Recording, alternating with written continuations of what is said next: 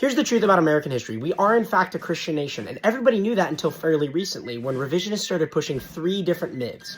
Here's why they're wrong. The first is that the Founding Fathers were mostly deists. Now, contrary to popular opinion, the overwhelming majority of them were Orthodox, Bible-believing, church-attending Christians. In fact, 29 of the original 56 signers of the Declaration of Independence attended seminary, and some estimates suggest up to 54 of them were Bible-believing Christians.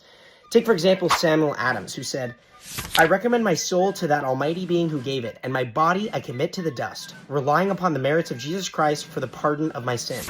Benjamin Rush also said, "My only hope of salvation is in the infinite, transcendent love of God, manifested to the world by the death of his Son upon the cross. Nothing but his blood will wash away my sins." Many others like John Dickinson, Charles Carroll, Roger Sherman, and tons more openly professed Christ. And even the ones that they commonly cite as being the most deists, like Benjamin Franklin, were almost certainly not deists. Benjamin Franklin famously called the Constitutional Convention to pray, saying that God governs in the affairs of men. Those are not the words of a deist. Number two, that the Founding Fathers didn't want us to be a Christian nation. Now, this doesn't mesh very well with John Adams' famous words where he said, "Our Constitution is written for immoral and religious people, wholly inadequate for the governance of any other."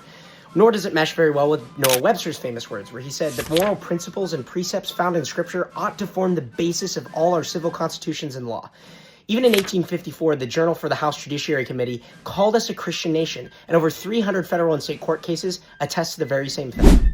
The third is that the government can't and shouldn't promote Christianity, but you're going to have to go back in time and tell the founders that they're not allowed to according to the First Amendment, because they certainly didn't believe so.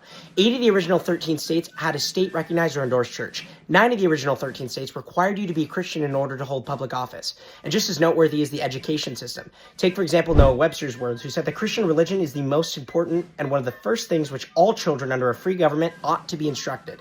By the way, children were taught to learn using the Bible, McGuffey's Reader, and the New England Primer, which catechized children with statements like, "A is for an Adam's fall, we sinned all."